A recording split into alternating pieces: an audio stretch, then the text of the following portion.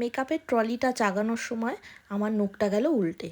ক্লায়েন্টের বাড়িতেই ছিলাম তখন, ওরা কিন্তু ভীষণ ভালো, আমাকে ব্যান্ডেড লাগিয়ে দিয়েছে এবং সেই ব্যথা যন্ত্রণা নিয়েই আমাকে ফিরতে হচ্ছে। তো চলো এভরিওয়ান, আমি মেকআপ আর্টিস্ট প্রিয়া এবং আমার একটা নতুন ব্রাইডাল ব্লগে তোমাদের সকলকে স্বাগত।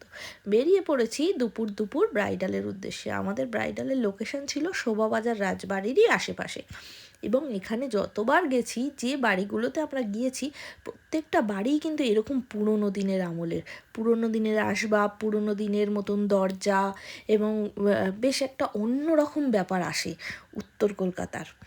তো চলো, আমরা পৌঁছে গেছি ব্রাইডের কাছে। গিয়ে দেখি ব্রাইড তো সেই সকালের সাজে একদম রেডি আছে, অবস্থায় আছে।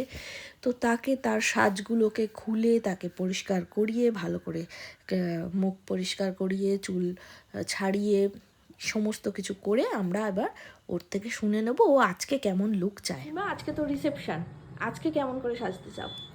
আজকে হচ্ছে এখানে একটা কলকা তুমি করে দিও, হ্যাঁ, আর একটু সুন্দর করে খোপা করে, মানে লুকসটা যাতে ভালো লাগে, বউ বউ বেশ নতুন নতুন লাগে।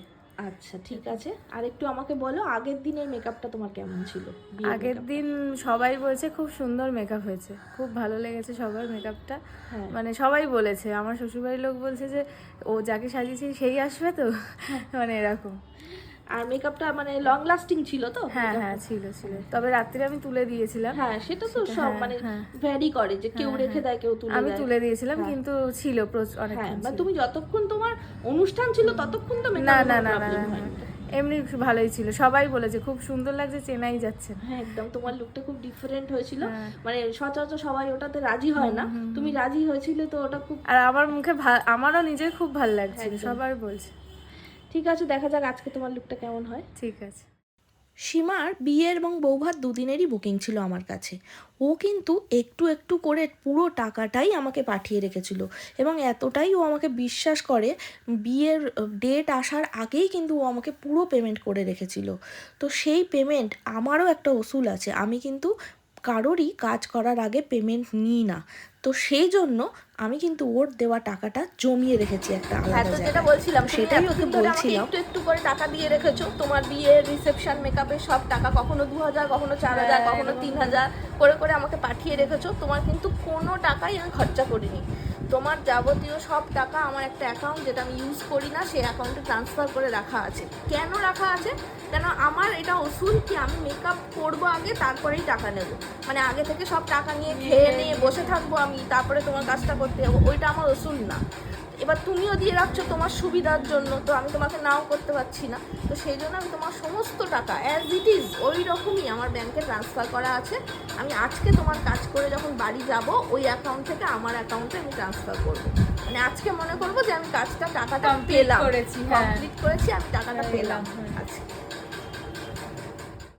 অনেকে যারা 1000-2000 টাকা দিয়ে বুকিং করতে গেলেও অনেকবার ভাবো, বা মনে করো যে এটা ফ্রড হয়ে যাবে কি না, বা আমি কোথায় থাকি, আদৌ আমার লোকেশানে এসে দিতে চাও, আমার স্টুডিও দেখতে চাও। হ্যাঁ, দেখা অবশ্যই উচিত, অবশ্যই তোমরা পসিবল হলে আসবে আমার স্টুডিওতে। কিন্তু বিশ্বাস করো, প্রচুর ক্লায়েন্টের সাথে আমাদের কিন্তু বিয়ের দিনে বা রিসেপশনের দিনেই দেখা হয়, তার আগে কিন্তু দেখা হয় না। তারা বিশ্বাস করে আমাদেরকে অ্যাডভান্স বুকিং পাঠায়। অ্যাডভান্স বুকিং আমি খুব বেশি অ্যামাউন্ট একেবারেই নিই না, কিন্তু কিছু ক্লায়েন্টও আছে যারা পুরো পেমেন্ট করে যায়। এটা শুধু সীমা বলে না, আমার আগামী মার্চ মাসেও যে বুকিং আছে না, সেই বুকিংয়েরও টাকা ক্লায়েন্ট আমার কাছে এসে পুরো ফুল পেমেন্ট করে দিয়ে গেছে ডেট আসার আগে। যদিও আমি এটা নিতে চাই না, কিন্তু ওদের সুবিধার্থে ওরা দিয়ে রাখে, এবং আমি কিন্তু নিই, কিন্তু তখনই খরচা করি যখন আমি তার কাজটা করি। যতদিন না আমি তার কাজটা করি, তার দেওয়া কোনো টাকায় আমি কিন্তু হাত দিই না, আমি অ্যাজ ইট ইজ ওই রকমই রেখে দিই। তো চলো, কথা বলতে বলতে কিন্তু সীমার ফাইনাল রিসেপশন লুকটা রেডি। ওর যেরকম পছন্দ ছিল, ও কিন্তু আমাকে হেয়ার স্টাইলের ফটো দেখিয়েছিল এবং বলেছিল দিদি এরকম টাইপের করে দিও, এবং একটু গ্ল্যাম লুক ওর পছন্দ। তো ওর পছন্দ মতনই আমি কিন্তু করেছি। ওর চুলটা ভীষণই ছোট ছিল, তাই পিছনে খোপাটা খুব একটা বড় হয়নি। তো চলো ওর থেকে শুনে নিই ওর কেমন লাগলো। আজকেরটা আরো বেশি সুন্দর হয়েছে, আর বেশি পছন্দ হয়েছে? হ্যাঁ, এক কথা খুব সুন্দর। থ্যাংক ইউ, খুব ভালো থেকো, আবার কখনো দেখা হবে তোমার সাথে। হ্যাঁ নিশ্চয়ই। ঠিক আছে, চলো।